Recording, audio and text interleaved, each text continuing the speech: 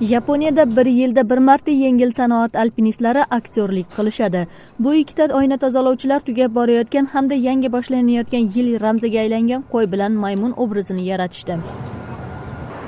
Hozirda qo'y bilan maymun Tokiodagi eng baland binolardan birini oynasini artmoqda. Ularni uy ichidan ko'rgan yosh bolalarning quvonchi cheksiz. Men tereзе жууп жатканда ичкериден карап отурган бөбөктөргө жылмаюу тартуулаганга аракет кыламын. Ovutsi Yaponiyaning eng yaxshi oyna tozalovchisi bo'ldi. U o'z ishini chin dildan bajaradi. Shu bilan birga grim ham qilib turadi. U bilan birga oyna artgan sherigining tajribasi unga qaraganda biroz ozroq.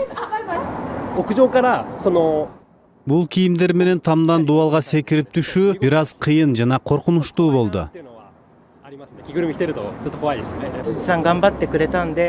Кой талыкпай эмгектенди. Ал эми маймыл келерки жылга катуу киришет деп ойлойм.